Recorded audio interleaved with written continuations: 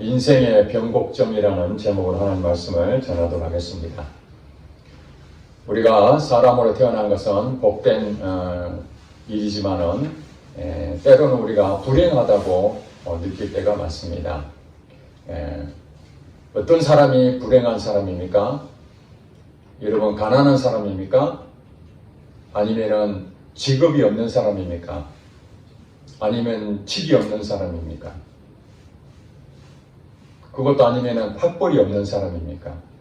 우리가 무엇인가 결핍이 되고 약하고 가진 것이 없으면은 불행하다고 생각을 합니다.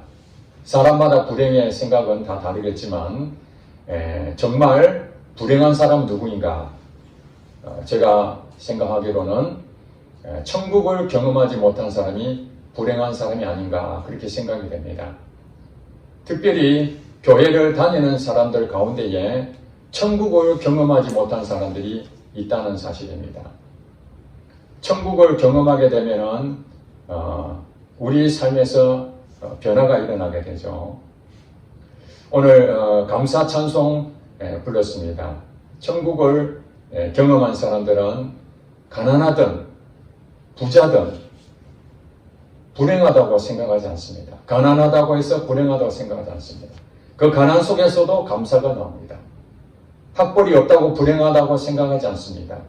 학벌이 없는 가운데서도 하나님께 감사가 나옵니다.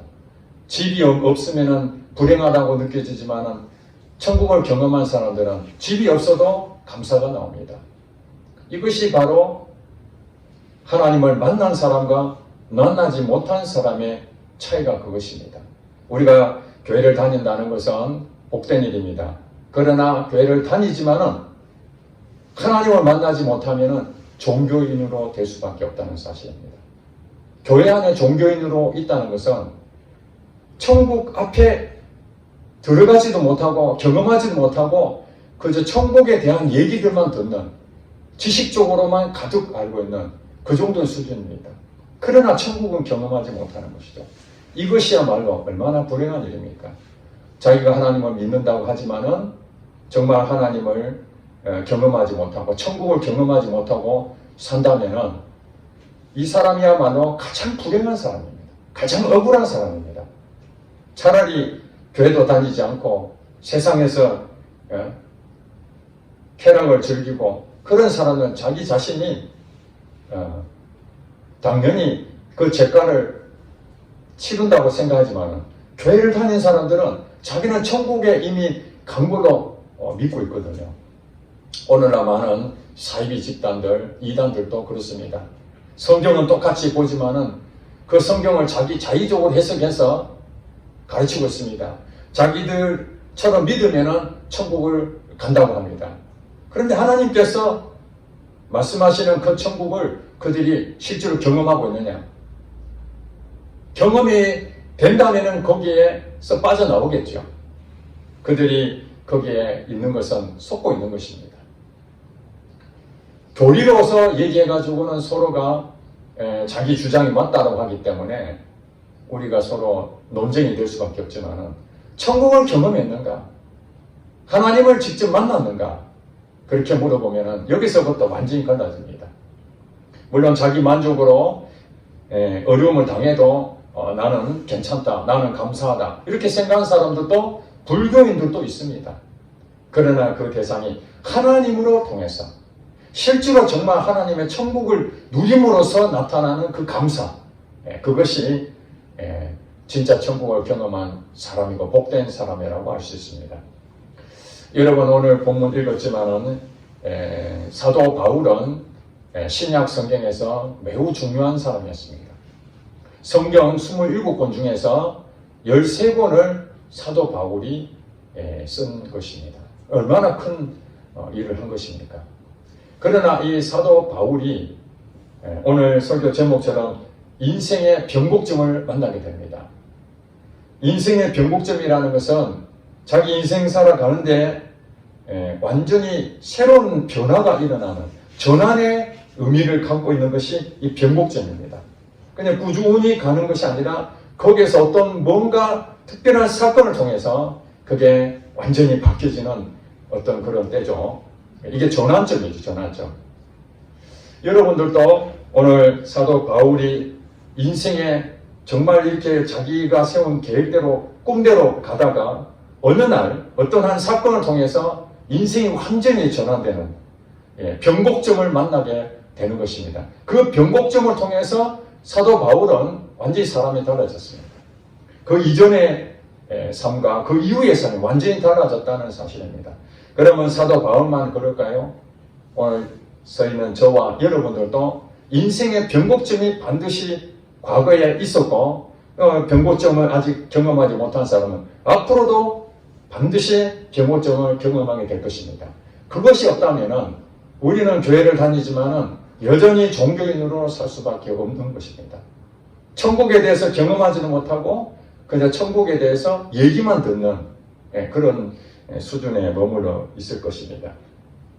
사도 바울은 오늘 본문에 뭐라고 나왔습니까? 3절에 보니까 사도 바울이 자기 자신을 이제 소개하는데 이 소개하는 장면 앞서에 어떤 일이 있었냐면은 사도 바울은 이방인의 사도로 부르심을 받고 이방 사람들에게 복음을 전했습니다. 예수님을 전했습니다. 그 이방 사람들 예수님을 전하다가 마음에 감동이 와서 예루살렘, 유대 땅이죠. 유대 땅인 예루살렘으로 가야 되겠다. 그런 강한 마음이 있었습니다. 그래서 예루살렘으로 가는데 사람들이 예루살렘 가면은 당신 잡힌다. 감옥에 들어갈 수 있으니 조심하라. 그렇게 주의를 주는데도 불구하고 자기가 간절한 어떤 소망이 있기 때문에 예루살렘으로 가게 됩니다. 결국 예루살렘에 가서 예루살렘에 우리가 말하는 예수 믿는 공동체에 서로 관계를 맺고 있는데 거기서 바울에게 주의를 구합니다. 당신이 옛날에 율법을 강하게 지키던 자였는데 예수 믿는 사람들 핍박하고 그랬는데 회심을 해버렸잖아요. 인생의 변곡점을 만나고 난 뒤에 이 사람이 완전히 바뀌어버려요. 180도 바뀌어버린 거예요. 그러면서 예수님에 미치버린 사람이 된 거예요. 예수님 믿는 사람을 잡으러 가고 감옥에 보내려고 했던 사람이 예수를 믿어버리니까 오히려 예수님을 살아계신 하나님 아들로 증거하게 되니 유대인들 입장에서는 이 바울이야말로 배신자가 되는 것이죠. 유대인들 입장에서는 예수를 믿지 않는 유대인들 입장에서는 배신자가 되는 것이고 또 예수님을 믿었던 유대인들 가운데서도 할례를 해야 된다든지 어떤 율법을 철저히 지켜야 된다라고 생각하는 사람들은 사도 바울이 율법은 이미 이제 예수 그리스도를 통해서 완성이 됐다. 그러니 그것은 굳이 지킬 필요가 없다. 이것 때문에 또 반발하는 사람들도 예루살렘 성에 많이 있었습니다. 그래서 이제 유대인들 가운데에 바울이 예루살렘에 와서 있다라는 얘기 듣고 난동을 부리죠. 바울을 잡아야 된다. 그래가지고 로마에 있는 그 부대들이 그게 예루살렘 성에도 주둔해 있었는데 그 소식을 듣고 우리가 말하는 난동이 일어난다고 생각하니까 이제 사도 바울을 붙잡아서 한마디로 말해서 이제 벌을 주려고 하는데 사도 바울이 내가 한마디 할 수 있도록 기회를 달라. 저들에게 내가 말할 수 있는 기회를 달라. 그래가지고 그 유대인들 앞에서 자기를 핍박하고 자기를 손가락질하는 그 사람 앞에서 자기가 이제 설교를 하는데 이 설교가 간증입니다. 간증. 오늘 본문에 나와 있는 것처럼. 지금 자기 앞에 있는 대상자는 누굽니까? 유대인들이죠. 유대인들. 그 유대인들 앞에 지금 뭐라고 자기를 소개하냐면은 3절에 보니까 나는 유대인으로 길리기아 다소에서 났고 이 성에서 자라 가말리엘 문화에서 우리 조상들의 율법의 엄한 교훈을 받았고 오늘 너희 모든 사람처럼 하나님께 대하여 무엇이 있는 자라? 열심히 있는 자라. 자기 자신에 대해서 이렇게 설명합니다. 자, 난 너희들처럼 똑같이 유대인이야. 그렇지만 여기서 길리기아 다소는 이스라엘 땅이 아니고요. 이방 땅입니다. 이방 땅에 있는 다소라는 곳이 있었는데 그것이 아버지가 이스라엘 땅을 떠나서 한마디 이민 간 겁니다. 이민. 다른 지역으로 다소라는 곳에 가서 장사를 했어요. 아버지가 돈을 많이 벌었습니다. 그런 과정에 로마 시민권도 따게 됐고, 이 사도 바울은 거기에 한마디로 이민간 땅에서 아버지는 유대인이고, 그래서 거기서 태어났는데 이방에서 태어난 거예요. 자, 그러면서 아버지한테 이제 교육을 받았을 거 아닙니까? 너는 뿌리가 유대인이야. 그러면 유대인들은 뭘 철저히 지킵니까? 율법을 철저히 지키게 됩니다. 율법에 대한 철저하게 지키기 위해서 그때의 율법의 최고 학자였던 가말리엘이라는 사람이 있는데, 그 가말리엘한테 가서 스승을 삼고 거기서 문화생이 되게 됩니다. 한마디로 오늘날 말로는 최고 학벌을 가지고 있는 이 가말리엘, 거기에 들어가서 수학을 하게 됐다는 것. 한마디로 명문가의 그 코스를 밟고 있는 거죠. 엘리트 코스를 지금 돈도 많겠다. 유대인으로서의 꿈이 뭐겠습니까? 율법적인 부분에서 철저하게 지키고 하나님에 대해서 열심을 품는 것이 이 사도 바울의 꿈이었습니다. 오늘날은 여러분들 생각 잘 모르실지 모르지만 유럽에도 보면요, 태어나면서부터 기독교인이 대부분이죠. 유럽에는. 왜 그렇게 했습니까? 2000년 역사 가운데에 로마 콘스탄틴 황제를 통해 가지고 기독교가 정식으로 이제 종교로 인정을 받게 되고, 그 다음에 국교로, 로마 국교로 인정을 받게 되면서 모든 백성들은 다 예수를 믿어야 됩니다. 예수를 믿어야만 어떤 그 사회적으로 진출할 수 있는 길이 열리는 겁니다. 예수님을 안 믿으면 안 되는 거예요. 그러니까 자녀들이 태어나면 자동적으로 기독교인이 되는 거예요. 모태신앙이라고 그러죠. 모태신앙. 태어나면 모태신앙인 거예요. 그러니까 그들은 아버지한테 교육받기로는, 야, 너가 막 출세하려면 말이지, 성경을 공부를 해야 되고, 라틴어를 배워야 되고, 그 다음에 종교적으로 우리가 말하는 이제 수사, 신부 이런 지위를 얻어야 되고, 이제 그런 과정이 전부 다 종교적인 부분에서 성공하는, 사회적으로 인정을 받고 하나님에게도 인정받는, 이것이 바로 사도 바울도 똑같은 상황이었습니다. 당시의 유대인들은 가말리엘 문화에서 최고의 수학을 배우고 거기에서 율법주의자로서 최고의 학문을 갖추게 됐을 때, 나중에 우리나라 말로 국회의원이죠. 이스라엘에는 공의회라고 하는데 그 한 70명 정도인데 거기에 자기가 들어갈 수 있는 것입니다. 그러니까 사도 바울은 꿈은 철저하게 하나님을 열심히 믿는데 학문적으로나 또 지식적으로나 또 외적으로나 철저하게 자기 자신을 그 꿈을 쫓아가는 사람이었습니다. 그것을 본인이 지금 얘기하고 있습니다. 그래서 얼마나 지나치게 열심을 가졌냐 하니까 4절에 보니까 내가 이 도를 받게, 이 도는 예수 믿는 거예요. 예수 믿는 거. 예수 믿는 그 복음을 전하는 것에 대해서 그것은 이건 이단이다 그렇게 생각하고 박해를 하고, 심지어는 어떻게 했죠? 사람을 죽이기까지 했다는 거예요. 여러분, 하나님 믿는데 그 얼마나 열심히 지나쳤으면 사람을 죽이기까지 하겠습니까? 그리고 남녀를 결박하여 감옥에 쳐넣어버렸습니다. 여기에 대해서 자기 자신만 그런 것이 아니라 5절에 보니까 당시에 최고의 그 위치에 있었던 유대인들의 대제사장과 모든 장로들, 이게 가장 최고의 그 권위 있는 지휘들이죠. 말이 여기 자꾸 안 나옵니다. 모든 장로들이 나의 증인이다. 내가 이렇게 열심히 품고 있다는 것을 이 종교 지도자들이 다 인정해주는 바다.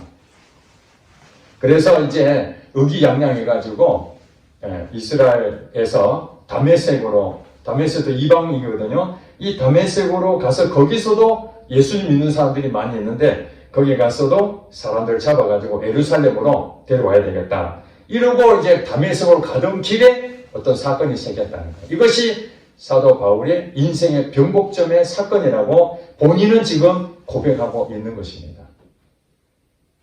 여기까지 이해가 되시죠? 예.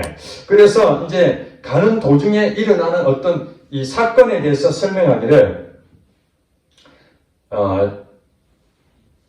6절에 보니까 가는 중 다메섹에 가까이 갔을 때에 오종쯤 되어 홀련히 하늘로부터 큰 빛이 나를 둘러비치네. 7절에 보니까 내가 땅에 엎드러져 들으니 소리 있어 이르되 사울아 사울아 네가 왜 나를 박해하느냐 하시거늘 내가 대답하되 주님 누구시니까 하니 이르시되 나는 네가 박해하는 나사렛 예수라. 이렇게 이제 이때에 사도 바울은 예수님을 본 적도 없는데 그저 예수님에 대한 얘기들을 제자들과 기독교 믿는 따르는 사람들, 그 사람들 통해서 간접으로 들었는데 직접적으로 예수님을 만나게 되는 사건입니다. 예수님 뭐라고 얘기합니까? 사울아 사울아 네가 왜 나를 박해하느냐. 사실 하나님의 아들로서 이 땅에 오신 예수님은 보여주는 하나님이십니다. 사도 바울은 하나님에 대해서 열심히 있다 하는데 그 열심이 오히려 예수님이 오셔가지고 뭐라고 얘기합니까? 왜 나를 박해하느냐. 하나님을 잘 믿으려고 그렇게 열심으로 교회도 봉사하고 충성스럽게 일하는데 오히려 하나님은 내게 어찌하여 분란을 일으키느냐.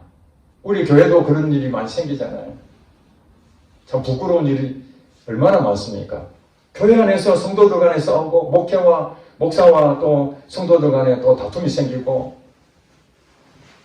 같은 공간 안에서 서로 얼굴도 보지 아니하고 어떤 한 내용 가지고 내가 맞다라고 그렇게 주장하는 이유가 무엇입니까? 그게 하나님에 대한 열심이거든요. 그들도 얘기하면은 전부 다 자기 이익을 위해서 하는 게 아니에요. 그게 사실입니다. 교회 돈을 자기가 횡령하고 자기가 가져가려고 한 것이 아니라 교회를 바르게 세우려고 생각하는데 저분이 이 교회를 바르게 하는 것이 이렇게 하는 것이 좋겠다. 나는 이게 좋은데 이것 때문에 서로 싸우는 거거든요. 열심히 있는 겁니다. 그러다 보니까 이 일로 인해 가지고 폭행도 하고 말로서 상대방을 욕도 하고 이런 것이 무엇입니까? 직접 사람을 찔러 죽이진 않지만은 말로서 사람을 죽여버리는 거예요. 폭언을 한다고 그러잖아요. 그러면은 이 말로서 사람을 죽이는 그 역할을 하는 것도 이 사도 바울이 기독교를 박해하기 위해서 사람을 죽이기까지 했다는 것처럼 오늘날 교회 안에서도 하나님 열심히 지나치다 보니까 교회를 사랑하는 그걸 서로 생각이 달라가지고 서로 싸우게 되면은 사도 바울과 똑같은 거예요. 그럴 때에 하나님께서 묻습니다. 네가 나를 사랑하느냐? 사랑하는데 왜 이렇게 하느냐? 오히려 나를 박해하고 있다. 교회를 너가 사랑한다 하고 그렇게 주장해서 싸우고 갈등하고 이런 것이 오히려 교회를 무너지게 하고 있는 것이다. 하나님은 그것이 가슴 아프다고 말씀하고 있는 것입니다. 그랬던 이 사도 바울은 이 인생의 변환점을 맞게 됩니다. 내가 잘못 살았구나. 이것을 우리가 회심이라고 합니다. 마음을 바꾼다. 인생의 변곡점은 마음을 바꾸는 데 있습니다. 어떤 사건에 의해서, 어떤 생각을 통해서 여러 가지 다양한 방법으로 우리 인생의 변환점이 오게 됩니다. 그게 회심입니다. 마음을 돌이킨다. 또 한편으로는 하나님을 만나는 것입니다. 인생의 변곡점의 가장 큰 부분은 하나님을 만나는 것입니다. 사도 바울은 하나님을 만난 적이 없습니다. 공부는 했을지 모르지만 머리로서는 하나님에 대해서 배웠을지 모르지만 성경에 대해서 암송하고 성경을 묵상하고 그 성경이 말하는 것에 대해서 실제로 지켜본 적은 없지만 그저 율법의 613가지라고 되는 그런 부분들을 철저히 지키려고 여러분 아시잖아요. 유대인들이 그동안 내려왔던 장로들의 전통을 지키려고 먹기 전에는 손을 씻어야 되고 우리도 그런 게 있지 않습니까? 여러 가지 그런 어떤 규칙들, 형식의 어떤 그런 매어져 있는 그런 것들을 철저하게 지키는 것입니다. 예배 시간은 어떻고 그 다음에 교회는 어떤 식으로 해야 되고 우리나라에서도 초창기 때부터 가르쳤던 것이 뭐냐면 주일 성수, 11조, 전도, 봉사, 기도 뭐 이런 것들이 생활화돼야 되는 거잖아요. 그래서 어떤 분은 그렇게 얘기합니다.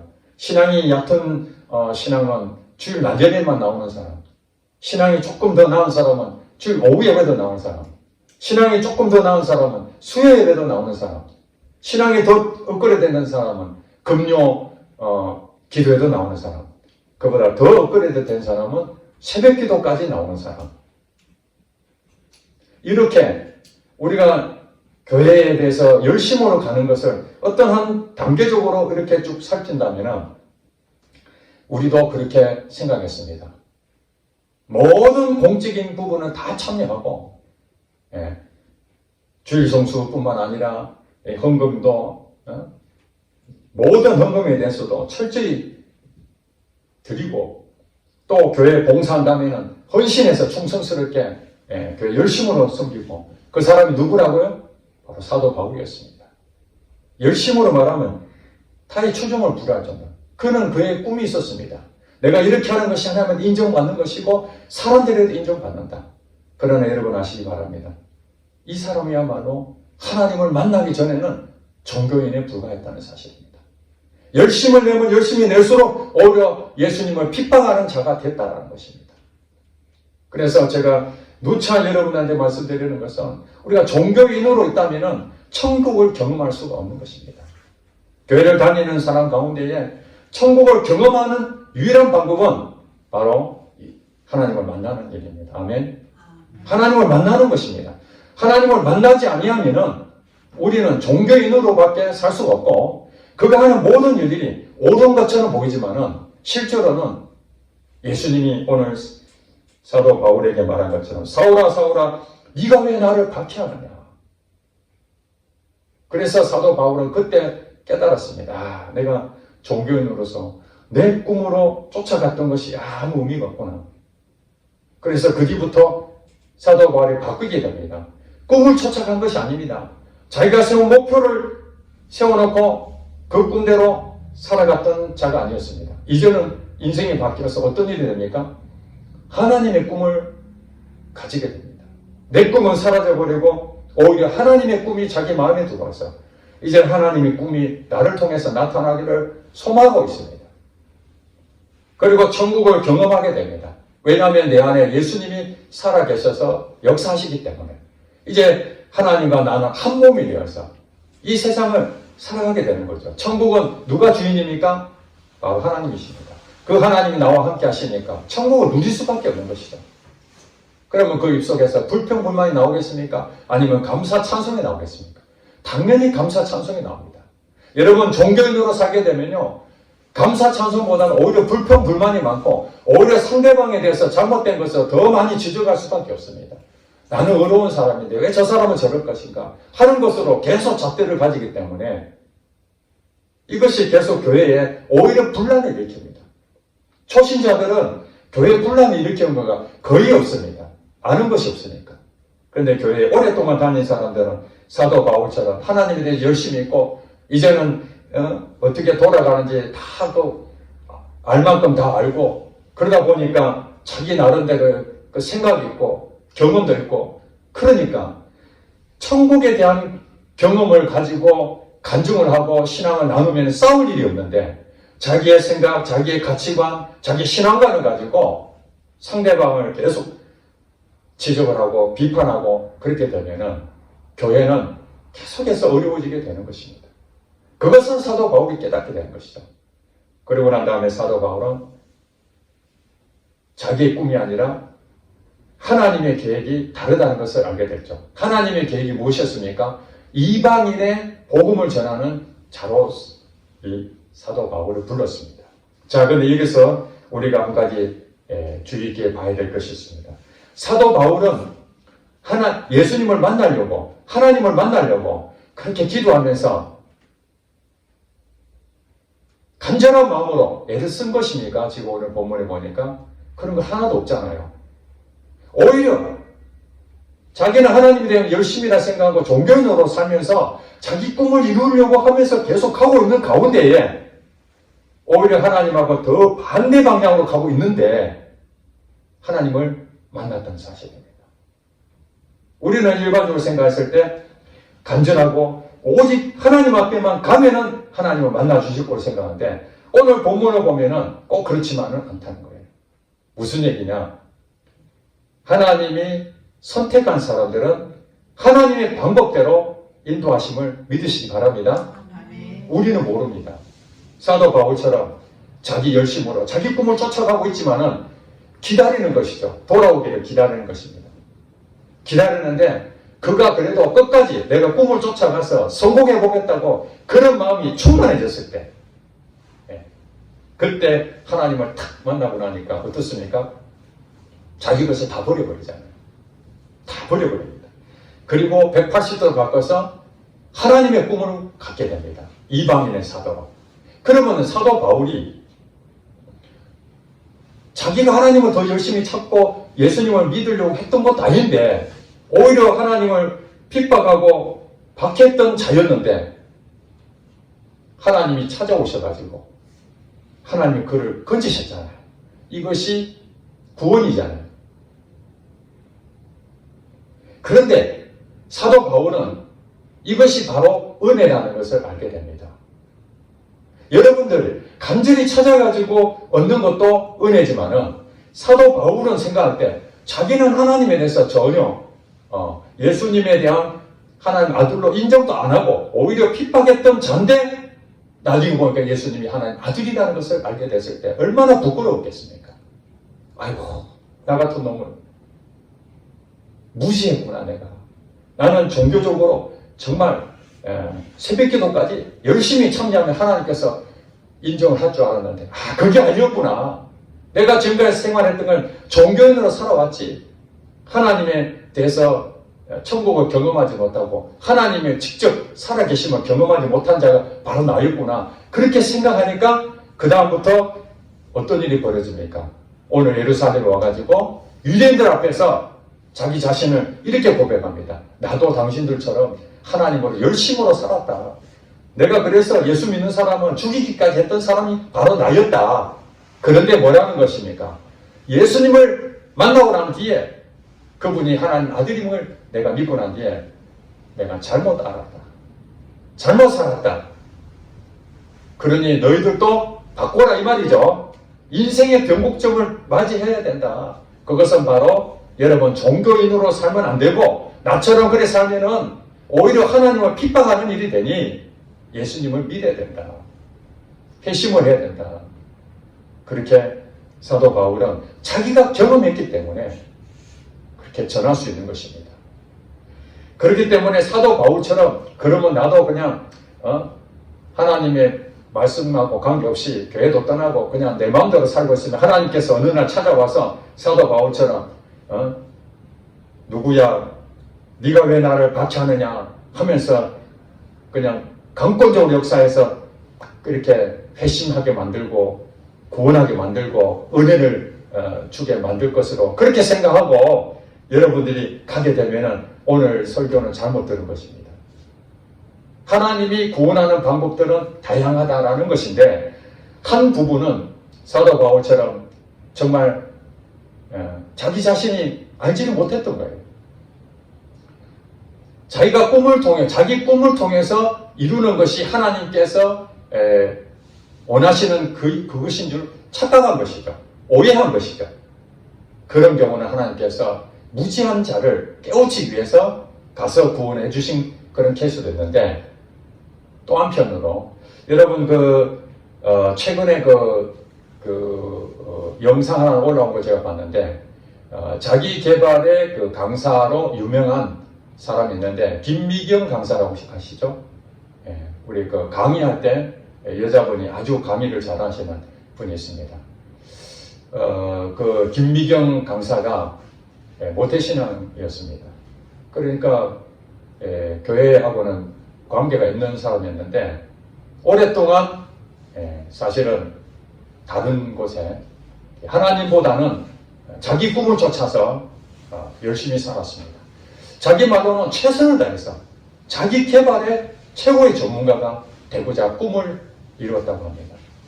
그런데 그 자기 개발에 대해서 여러분 그 서점에 가면 우리 청년들 가장 많이 보는 책들이 자기 개발이잖아요. 어떻게 하면 나를 변화시켜서 최고의 자리를 갈 것인가, 사람들에게 어떻게 하면 인정을 받을 것인가 라는 부분에서 자기 개발 책이 굉장히 도움이 되는데, 그것을 쓸 정도로 강의를 할 정도면은 수준이 얼마나 높겠습니까? 그런데 이분이 고백하기를 자기 개발의 끝이 뭐냐? 끝을 본 거예요. 끝을. 자기의 그 자기 개발에 최선을 다해서 노력하고 또 노력하고, 남들 잠잘 시간에 잠도 안 자고 공부하고 또 공부하고, 그렇게 해서 얻어진 결과가 그가 한마디로 이렇게 말합니다. 여러분 궁금하시죠? 뭐라고 고백했을 거예요? 자기 개발의 끝이 허무를 느꼈다는 거예요. 이게 말이 됩니까?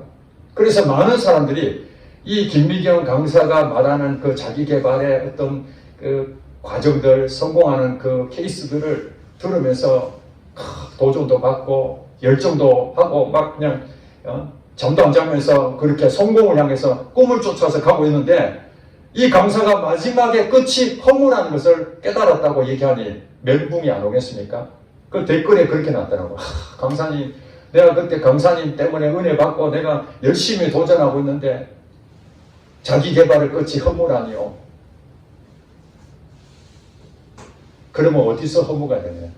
치열한 경쟁이란 치열한 경쟁. 하나 성공하면요, 그것으로 완성되지 않냐고 또 다른 성공이 또 기다리고 있는 거예요. 그러지 않으면 무너지니까. 그래서 코로나 시대에도 여러분 강사들은요, 코로나 시대에 가장 최악이죠. 대면을 해서 강의를 해야 되는데 몇 명 이상 모이지 못하니까 강의가 다 끊기는 거예요. 그러면은 밥벌이가 없어지는 거예요. 최고 강사는 뭐합니까? 불러주는 데가 없는데. 그래서 그가 머리를 써서 유튜브로 온라인 강의를 해야 되겠다. 그래서 온라인을 했는데 이게 대박이 난 거예요. 엄청난 그들이 생기면서 직원들도 100명 이상 모집하고, 이 정도 되면 성공한 사람 아닙니까? 그렇게 자기 개발의 끝을 향해서 갔는데 공허함이 생기고 몸도 아프고 죽을 것 같고, 그러면서 자기 그 언니가 있는데 자기를 위해서 기도를 많이 해주는데, 그분이 언니가 목사님이신가 봐요. 언니가 야, 너 인생 그렇게 살면 안 돼.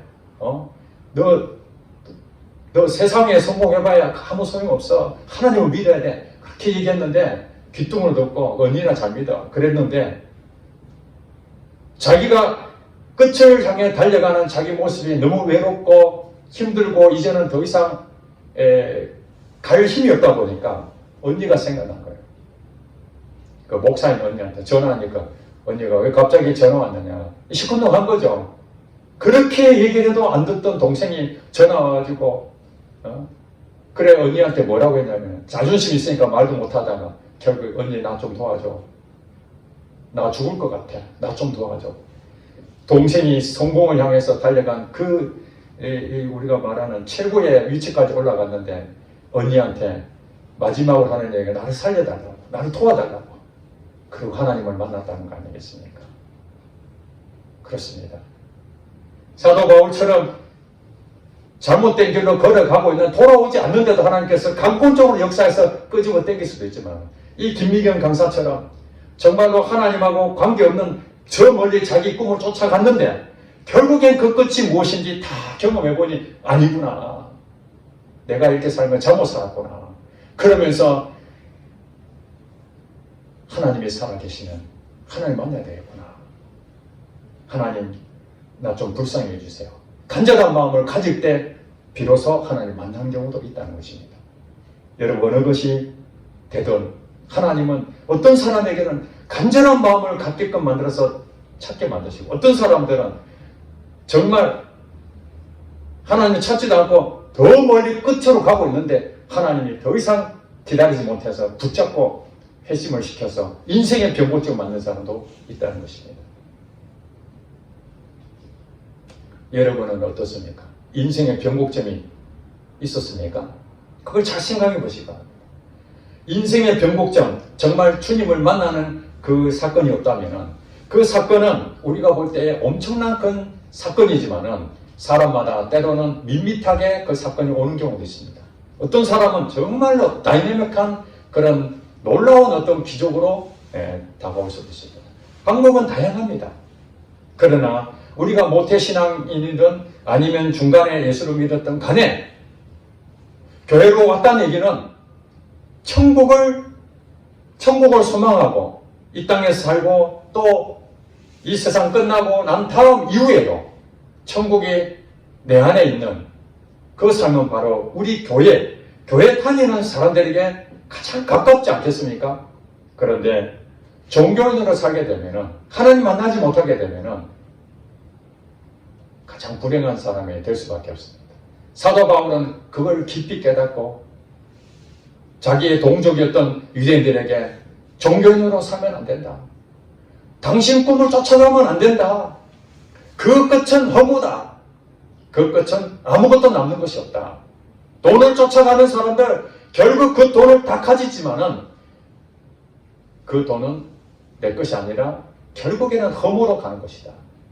그 다음에 최고 높은 자리, 우리나라로 말하면 대통령, 가장 높은 자리를 꿈꾸는 이 청년들 결국에는 그 자리를, 그 다음에 사업을 하면은 사장하는 것이고 기업체로서는 또 대표가 되는 것이고 그 높은 자리에 올라가면은 성공한 것처럼 보이지만은 하나님을 만나지 않는다면 여전히 그 마음의 끝은 허무라는 것을 깨달으시기 바랍니다. 어느 목사님이 그렇게 말했습니다. 성도들이 목사님은 왜 목사가 되셨어요? 자기도 나는 목사가 될 생각은 전혀 없었는데 자기는 교수가 꿈이었는데 자기도 모태신앙이었어요. 부모님 때문에 교회를 다녔는데 대학교를 가니 세상이 얼마나 재밌는 일이 많습니까? 자기 꿈이 있잖아요. 교수 되고 싶었어요. 그랬는데 현실은 그게 아니고 그래서 친구들과 어울려서 술도 마시고 놀러 다니고 학교 생활을 마음껏 즐겼다고 합니다. 그랬는데 마음에 평안이 없는 거예요. 왜냐하면 친구들 만나니까 내보다 더 똑똑한 사람 많고 그래도 자기가 명문대학교 왔는데 자기보다 더 나은 사람들 또 앞서거니 뒤서거니 이 경쟁에 막 그냥 무너질 것 같은 거예요. 내가 이래가지고 제대로 내 꿈을 이룰 수 있겠는가 그런 마음이 생기는 거예요. 누구든지 그럴 수 있습니다. 여러분 최고 우리가 좋은 기업체 갔다 해서 성공했겠습니까? 거기서도 또 치열하게 진급을 해야 되니까 학교도 마찬가지고 모든 부분은 경쟁이 치열하게 됩니다. 서로 비교하게 되면은 내가 뒤처진 것 같고 남들은 집을 사는데 나는 아직도 집도 없고 남들은 벌써 지금 부장 달았는데 나는 아직 과장이고 이렇게 생각하면은 막 열등감도 생기잖아요. 그래 이 사람도 대학교 시절에 정말 너무 힘들어가지고 이제 모태신앙이니까 하나님을 영원히 떠날 수는 없는 것 같고 하나님은 눈에 안 보이고 그동안 살았던 것은 종교인으로 산 거예요. 열심히 교회는 다니고 교회 봉사도 하고 성가대도 서고 주일학교 선생도 하고 외적으로 보면 아무 문제가 없습니다. 그러나 마음 한 곳에는 주님을 만나지 못하니까 막 갈급한 마음이 생기는 거예요. 그래서 어느 날 무릎 꿇고 하나님한테 기도했어요. 하나님이 살아계시면은 나 이렇게 살고 싶지 않습니다. 하나님 나를 도와주세요. 그런데 갑자기 하나님께서 자기 마음에 그 은혜를 부어주시고 눈물이 막 나는 거예요. 자기는 처음 경험하는 거예요. 눈물이 막 나는데 갑자기 마음에 평안이 오면서 자유함이 생기더라는 거예요. 그 전까지만 하더라도 그 경쟁 때문에 마음에 막 불안하고 다급하고 안정이 안 됐는데 말할 수 없는 평안함이 오면서 여기서 자유함이 누려지는 거예요. 하나님을 만난 사람은 그렇습니다. 내 꿈을 쫓아가는 것이 아니라 이제는 내 꿈은 포기해버리고 하나님 내가 어떻게 살면 되겠습니까? 하나님 말씀해 주세요. 그랬더니 하나님께서 나중에 그 학교를 다 마치고 교수 될 자리 앞에서 목사가 되어야 된다는 그 부르심에 하나님을 안 만났다면 아이고 하나님 살아계신지 눈에도 안 보이는데 내 꿈을 이루어야지. 내 교회 열심히 다니잖아요. 내 그래도 주일 성수하잖아요. 그래서 나 정도 되면은 그래도 우리 교회에서 좀 위치가 괜찮게 하잖아요. 그 정도 만족했을 텐데 정말 하나님을 만나니까 내 꿈을 쫓아가는 것이 아니라 사도 바울처럼 주여 내가 부족하지만 하나님께서 나를 목사로 부르셨으니 내가 순종하리다. 그리고 지금 목회자로서 복음을 전하는 그런 분으로 지금 쓰임받고 있습니다. 하나님이 여러분들이 어떤 꿈을 가지느냐 그것도 중요할지 모르겠지만 그 꿈의 끝은 허무라는 거예요. 그러면 진짜 복은 뭐냐? 하나님이 여러분에게 주신 그 꿈을 통해서 이루어갈 때 비로소 여러분은 평안을 누리게 되고 행복하게 될 줄로 믿습니다. 거기서 행복을 경험하는 거예요. 내 꿈을 통해서 내가 얻어진다고 해서 그 꿈으로 내가 행복할 것처럼 보이지만은 그러나 그 오래 못 갑니다. 얼마 못 갑니다. 노래대회 나와가지고 대상 받았다고 그 얼마나 꿈이 이뤘습니까? 연수서 시절부터 그렇게 해가지고 오디션 가서 대상을 받았으니 남 부를 곳이 없이 성공한 자 아닙니까? 그랬는데 나중에 그분들 20년, 30년 뒤에 나이가 들어가지고 그 방송에 나온 거 보니까 그 인기 있던 그 연예인들, 인기 있던 가수들이 어떻게 이렇게 망하고 볼품 없고 아무것도 없이 허무한 인생을 사는 사람이 너무 많지 않습니까? 다 얻은 것처럼 보이는데 하루아침에 다 잃어버리는 일이 우리에게 너무 많다는 거예요. 자, 그럼 어떤 사람이 지혜로운 사람이냐? 인생의 변곡점을 만난 사람이 가장 복된 사람이고 인생의 변곡점을 만났는데 불구하고 다시 옛날의 종교인으로 가면 안 되는 것이죠. 여러분들은 오늘 사도 바울처럼 여러분 자신이 사람들 앞에 설 때에 내가 옛날에 이렇게 살았는데 이제는 내가 인생이 바뀌어버렸다. 내가 예수님 믿고 난 다음에 천국의 맛을 보고 난 다음에 내가 옛날로 돌아갈 수가 없어. 이제 내가 종교인으로 살 수가 없어. 이 예배를 드리는데 억지로 어쩔 수 없이 나오는 것이 아니라 하나님 때문에 감사한 마음으로 예배 드리는 것이고 감사하는 마음으로 내가 기도하고 감사하는 마음으로 말씀을 보고 모든 부분이 은혜요. 모든 것이 자유하고 이런 마음을 갖게 된다는 거예요. 누가요? 인생의 변곡점을 경험했던 이 사도 바울처럼 주님을 만난 사람들은 바로 하나님의 꿈을 쫓아가고 그 꿈을 이루어질 때에 비로소 나도 행복을 느끼고 그 천국을 이루어가는 그 모습을 통해서 하나님께서 우리에게 상급으로 베풀어 줄 줄 믿습니다. 기도하겠습니다.